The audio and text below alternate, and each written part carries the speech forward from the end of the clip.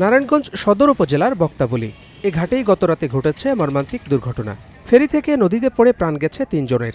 এরপর থেকে গুরুত্বপূর্ণ এ নৌরুটে বন্ধ যান চলাচল। ফেরি থেকে যে ৫টি যান নদীতে পড়ে যায় তার মধ্যে ছিল একটি ট্রাক। ট্রাকটি নদীতেই থাকায় ফেরি চলাচলে রয়েছে দুর্ঘটনার ঝুঁকি। এছাড়া পালিয়েছেন ফেরির চালকও। সব মিলিয়ে দুর্ভোগে ক্ষুব্ধ এ রুটের ভুক্তভোগীরা।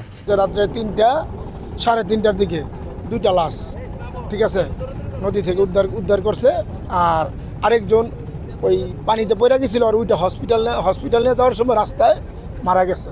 দিনের 1টা বাজে এখনো কোনো কোস্টগার্ডের কোনো সংবাদ আর পাইও আসে নাই। ফেরিও বন্ধ চলাচল, তো মানুষের যানবাহন করা তো খুব কষ্ট।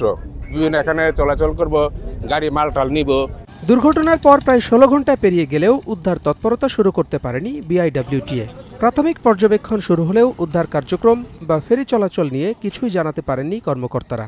এই মুহূর্তে বিআইডব্লিউটি এর পক্ষ থেকে যে দুর্ঘটনাস্থলটা, দুর্ঘটনাস্থল এখানে কতটুকু পানি আছে এটা পরিমাপ করতেছি। পাশাপাশি যেখানে বস্তুটা ডুবছে, মানে এইখানে আমাদের নৌ চলাচলে কোনো প্রকার বাধা হবে কিনা আমরা সেই বিষয়টা নিরূপণ করতেছি। আমরা আগে এখানে আমাদের মার্কিং কার্যক্রম শেষ করার পরে আমরা আমাদের ঊর্ধ্বতন কর্তৃপক্ষের সাথে কথা বলবো।